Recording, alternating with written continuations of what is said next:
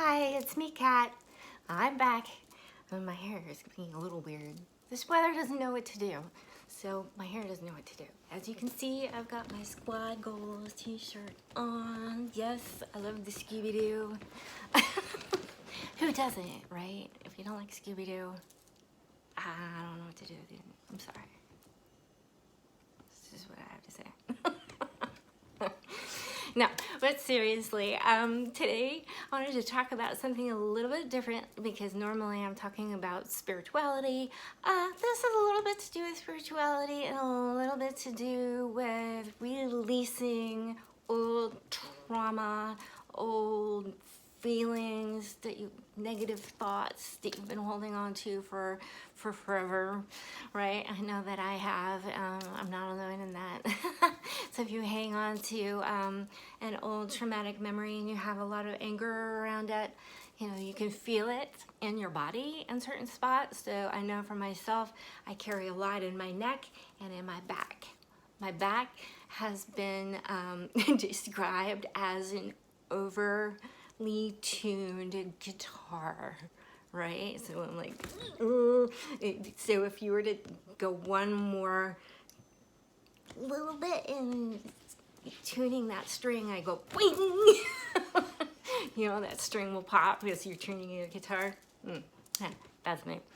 But I've learned different ways of being able to kind of regulate responses. And the interesting thing is I was watching some videos and I've been really getting into something called TRE. And I will put a link so you can see what it is that I'm talking about. And what it does is it helps to release trauma release. It's a trauma release, essentially, is what it is. So you hold different body positions in order to release any of the trauma that's stuck in a certain part of your body. So there's one exercise where you can actually just tilt your head all the way back.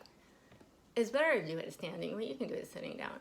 And you kind of stick. Now, this is sort of like an exercise I would give to my students, interestingly enough, when I was teaching voice lessons. Tilt your head up and stick your tongue out. And then you take a big breath in. And let it out.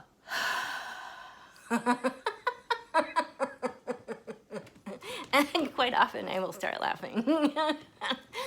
And what this does is it helps to relax your throat and it helps to relax your jaw. So the reason why I would give it to some of my students is because some of them, like me, have something called TMJD, and there are specific exercises to deal with that too. But for me, it's kind of an interesting response that I just start laughing. And sometimes I'll start crying. It depends on what's going on in my head at that, you know, what is brought up at that time. So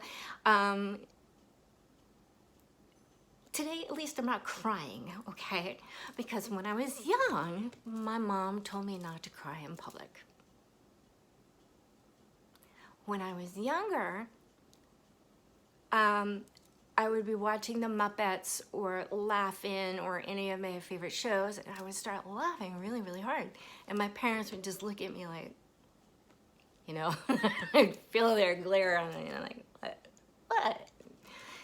And I think that they didn't think that I understood, because a lot of times they say, oh, she's just laughing. She doesn't understand. She's laughing because we're laughing. No, I got it. Truly, I did. And because one of my favorite characters on Laugh In was, well, Lily Tomlin is just so freaking hilarious and so wonderful anyway. But, you know, that character of Ruth Ann, I wish I could do it. I kind of feel like it in this chair because it's really back.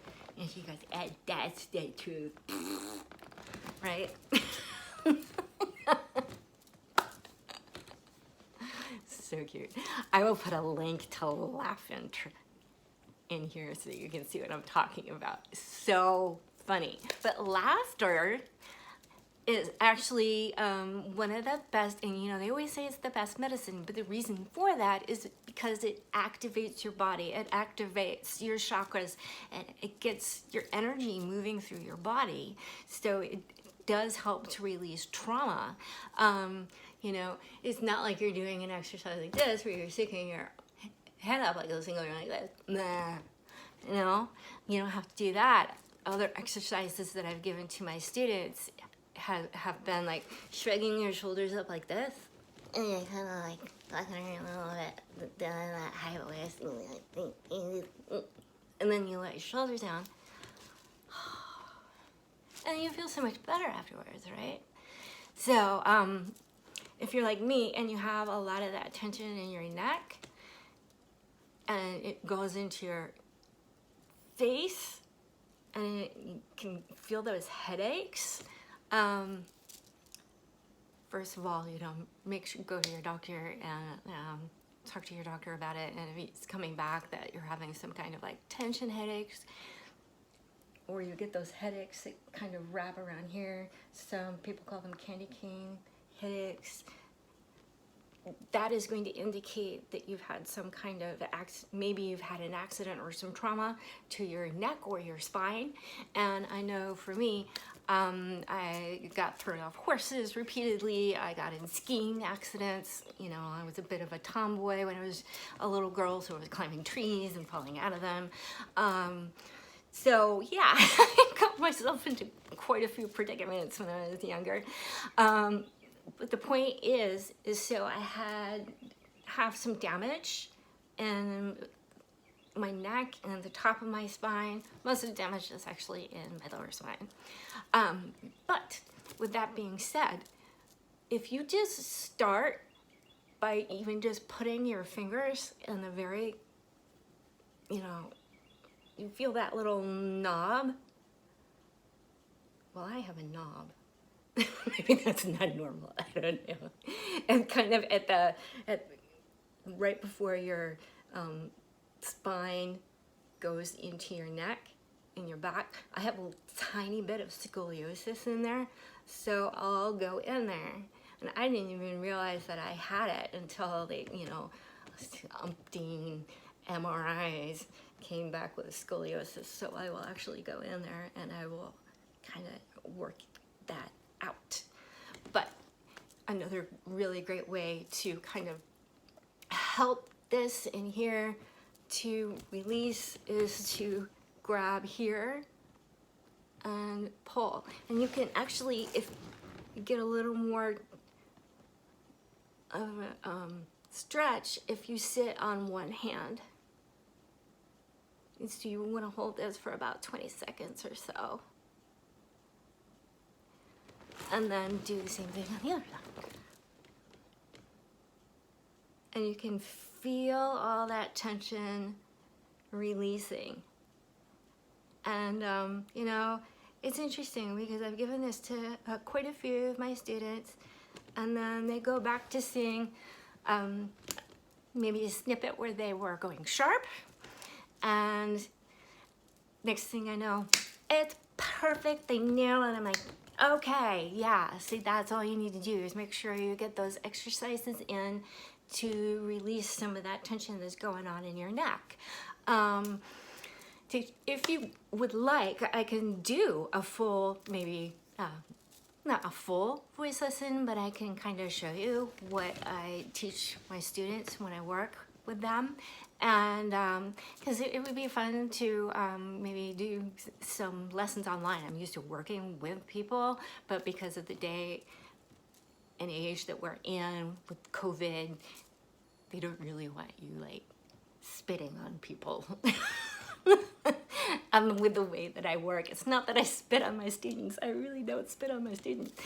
But you're doing you know, different exercises where you're sticking out your tongue and you're trying to touch your nose, you know, all of these kind of goofy things. So doing lip trill, you know, there's a little spit's gonna come off your lips when you're doing that kind of stuff. But it's about really engaging in your, you know, face and using all of your resonant chambers in order to build that resonance in your voice and to learn how to let that move outwards. And there's so many good things about so many different exercises. I could go on for forever. I mean, it would really require like 30 minute to 45 minute lesson each week, technically, because that's how I was working with my students before.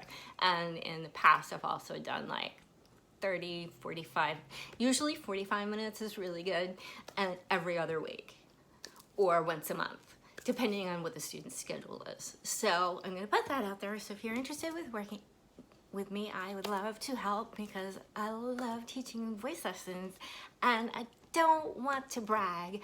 I'm not a name dropper, but I think you can probably figure out some of the people that I've worked with. And some of them actually are, you know,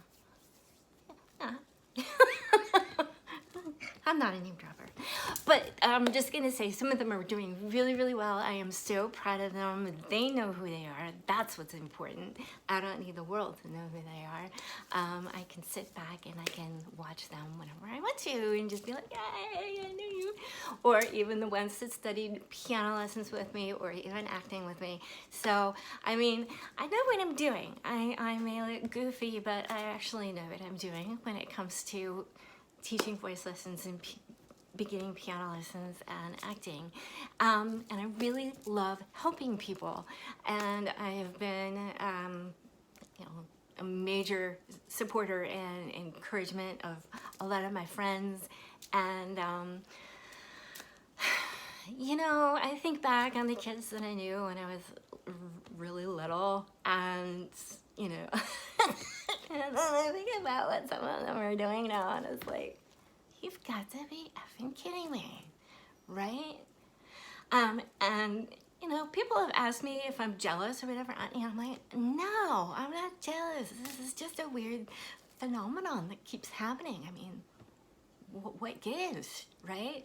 What's the difference? You know, why are they excelling? And maybe someone like myself or someone else is just sort of like, or, you know, another one of my old friends is just like, why? Just, why? And it's not that they're not talented, because they've all worked really, really, really hard to get where they are, right? Or an explosion of anger or something gets someone to a place where they never expected. But what was that explosion of anger over anyway? Anyway, the point that I want to make is this. If you channel your emotions correctly, you'd be really, really surprised what might happen in your life, especially if you focused on something and you are focused on a goal, and then bam, there you go. Sort of like me as a 6th grader saying, I want to get paid to snuggle with kitty cats. Yeah.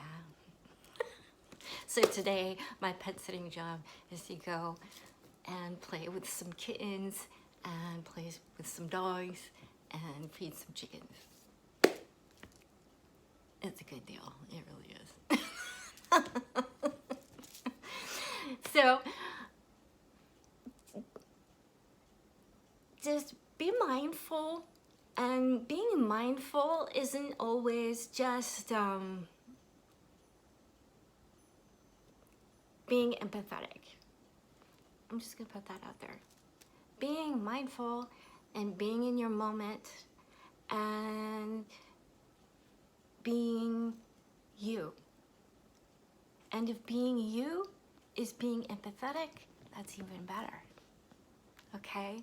So all I want is to help people and talk to people about, you know, the changes that are have been happening in this world. And, you know, I do see a lot of anger out there. But, you know, I tend to extend my hand and say, can I get you some water? Can I do something to help you? I have some, you know, I'll carry like walnuts around with me if my sugar's getting low or something. So, you know, it's just about thinking about people. If you see them in distress, don't just take out your phone and take a photo of them or a video of them. That may not be the way to help them. Just want to put that out there, okay?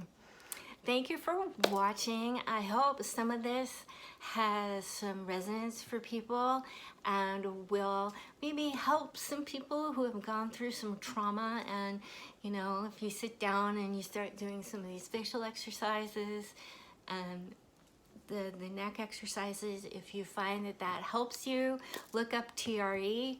I will put another link for something else below that I was watching earlier today that I think might be interesting for anyone else who is kind of interested in this whole releasing of trauma by, you know, doing different movements in your body. Okay? Thanks for watching. Please hit the like button or subscribe. I really appreciate it. Thanks. Bye.